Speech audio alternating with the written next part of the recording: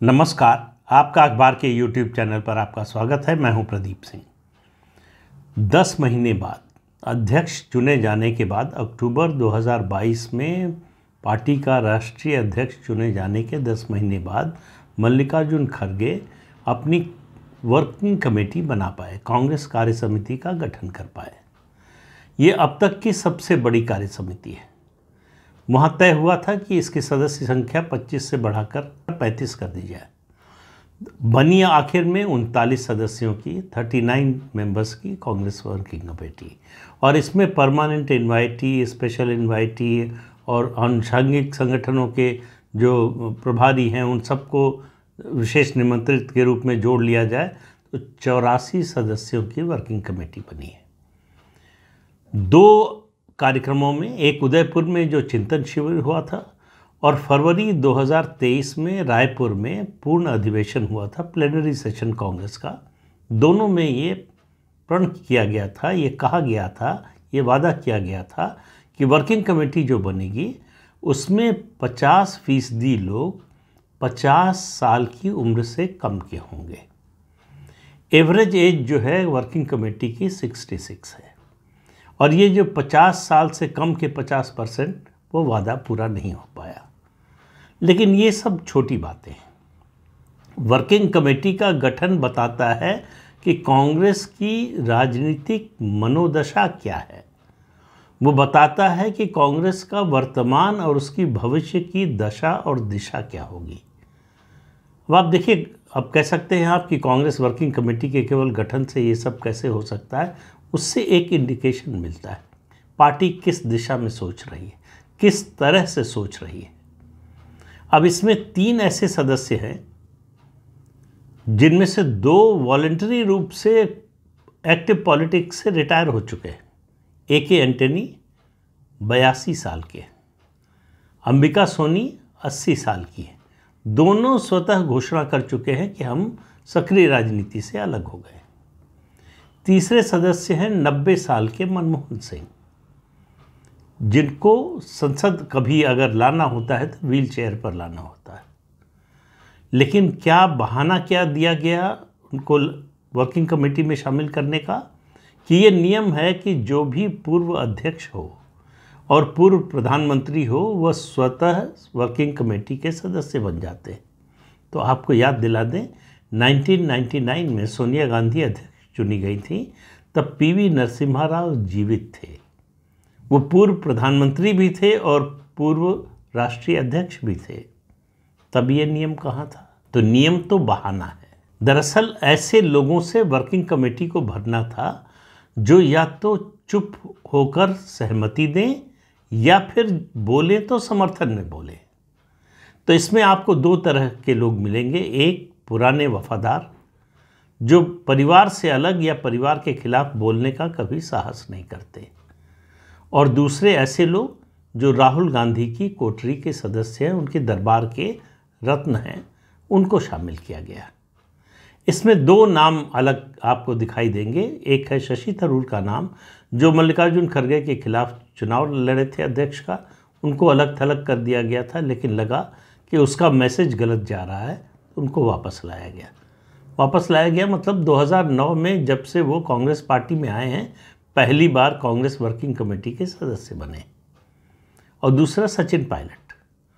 राजस्थान की राजनीति में जो घमासान चल रहा था उसको शांत करने के लिए सचिन पायलट को राज्य की राजनीति से एक तरह से निकालकर राष्ट्रीय राजनीति में लाने के मकसद से उनको कांग्रेस वर्किंग कमेटी का सदस्य बनाया गया है।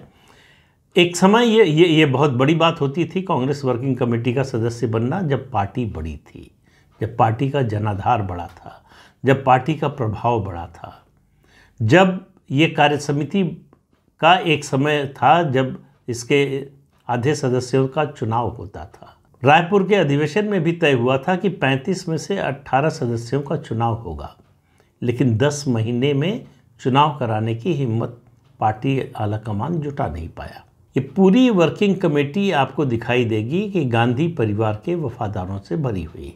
अब मैंने बात की कि इस वर्किंग कमेटी के गठन से आपको पार्टी की वर्तमान दशा और भविष्य की दिशा दिखाई देती है। तो ऐसा क्यों कह रहा था?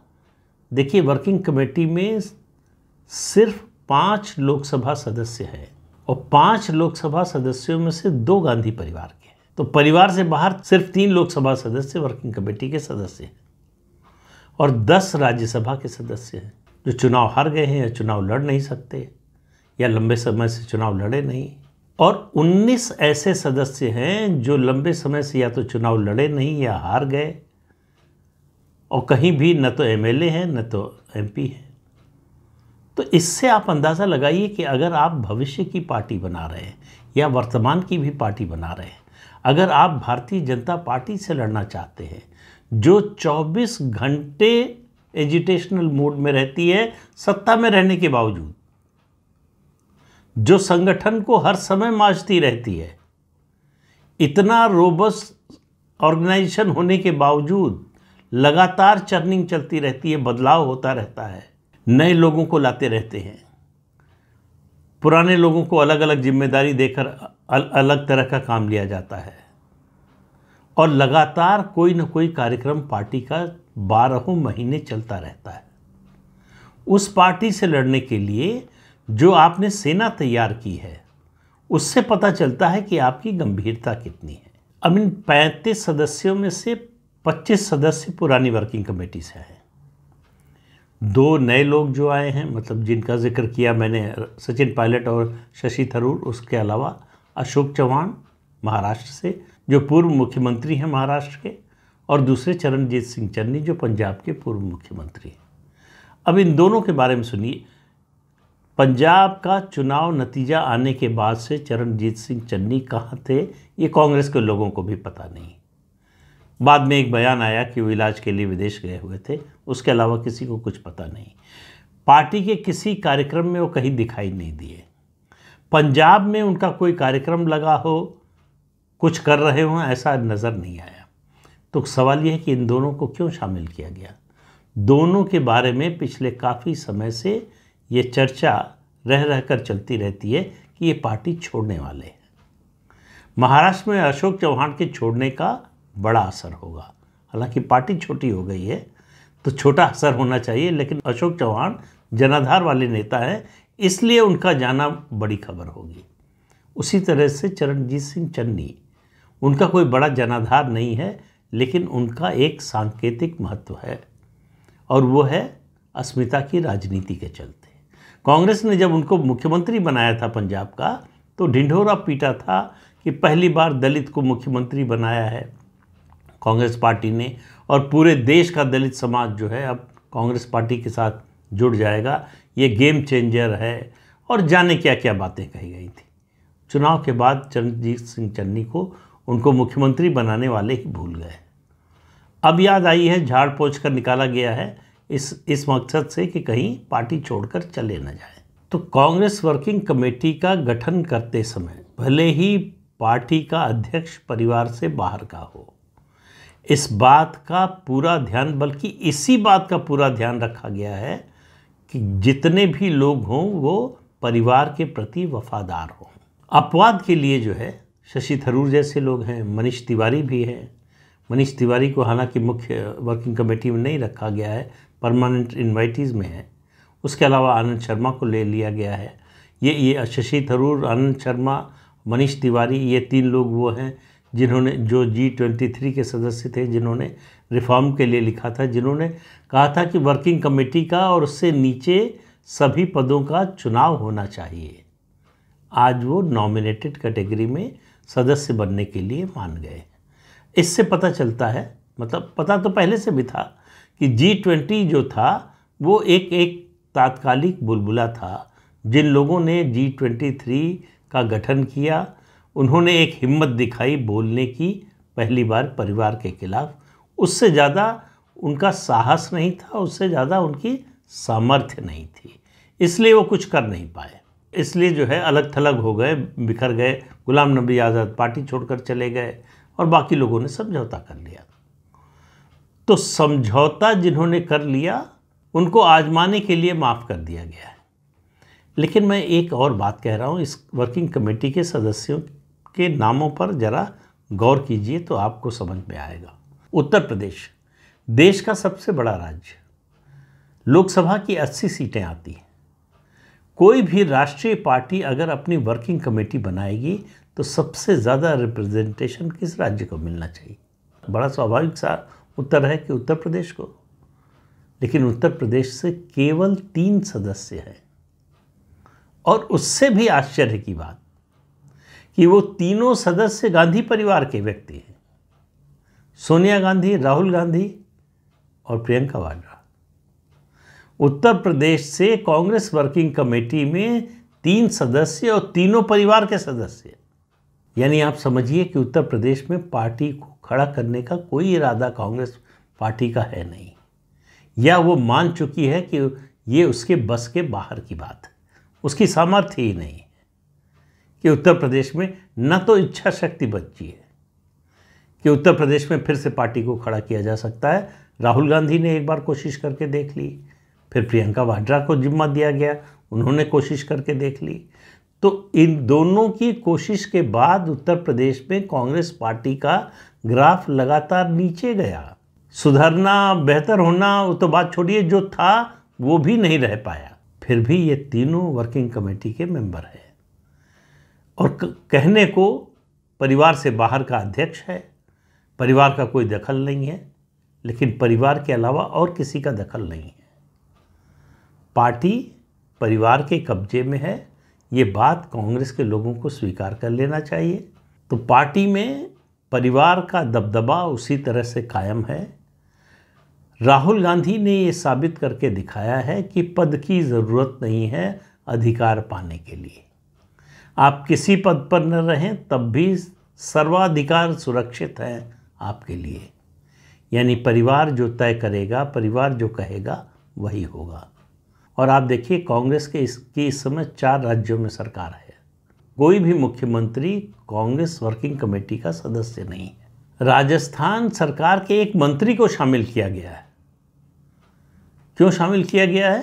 सचिन पायलट चूंकि आए हैं तो गहलोत कैंप को बैलेंस करने के लिए। अब आप समझौते की सीमा देखिए। जो लोग सक्रिय राजनीति से रिटायर हो चुके हैं, जो कहीं सार्वजनिक जीवन में नहीं हैं, उनका क्या कंट्रीब्यूशन होगा सिवाय इसके कि वो सर हिलाएंगे जब भी सहमति की ज़रूरत होगी। उससे ज़्यादा का उनका कोई योगदान नहीं होने वाला है। तो ये एक ऐसी पार्टी है जो भविष्य की ओर देखना ही नहीं चाहती, जो अपने अतीत में अपना वर्तमान खोजने की कोशिश कर रही है, और उससे उसको कुछ हासिल होने वाला नहीं है। इसलिए मैं कह रहा हूँ कि ये जो चुनावी गणित है, ये जो चुनावी समीकरण बन रहे हैं, जो चुनावी विपक्षी दलों की एकता हो रही है, इस सब एक्सरसाइज का मतलब सिर्फ जो है खबर में और मीडिया स्पेस, माइंड स्पेस को थोड़ा ऑक्यूपाई करने के लिए, थोड़ा एंगेज रखने के लिए, उसके लिए है। ज़मीन पर कुछ नहीं बदलने वाला। जो बदलना चाहते हैं वो इसकी इच्छा शक्ति दिखाते हैं, विल पावर दिखाते हैं। कांग्रेस पार्टी में विल पावर ही नहीं रह गई है। मैं तो कई सालों से कह रहा हूं कि कांग्रेस पार्टी में लड़ने का मादा नहीं रह गया है। जीत की तो बात बहुत दूर हो गई। तो कुछ लोगों को मुंगेरी लाल के हसीन सपने दिखाई दे रहे हैं कि परिवर्तन होने वाला है, ये सत्ता जाने वाली है, नई सत्ता आने वाली है। तो 2024 मई तक ये सब बोल सकते हैं, आपको कोई रोक टोक नहीं है। उसके बाद भी रोक टोक नहीं होगी, लेकिन उसके बाद जनता अपना मंतव्य बता देगी, मतदाता अपना जनादेश दे देगा। इसलिए जब भी कोई आपसे कहे कि कांग्रेस पार्टी की स्थिति में सुधार हो रहा है, कांग्रेस पार्टी बहुत अच्छा परफॉर्म करने जा रही है 2024 में, उससे एक बार बैठ के ज़रा कांग्रेस वर्किंग कमेटी का जो गठन हुआ है, नई कांग्रेस वर्किंग कमेटी का, उस पर चर्चा कर लीजिएगा। उसी से मालूम हो जाएगा कि कांग्रेस की हालत क्या है और क्या होने वाली है। कांग्रेस खुद ही अपना भविष्य बता रही है। वो कह रही है कि हमारा कोई भविष्य नहीं है, हम वर्तमान को किसी तरह से पकड़ कर रखना चाहते हैं, अतीत हमारी ताकत है, बस इससे आगे कुछ नहीं। तो इस अंक में इतना ही। अगले अंक में फिर मिलेंगे किसी नए मुद्दे के साथ। तब तक के लिए अनुमति दीजिए। आपसे अनुरोध है कि ये चैनल देखिए, शेयर कीजिए, लाइक कीजिए और सब्सक्राइब ज़रूर कीजिए। नमस्कार।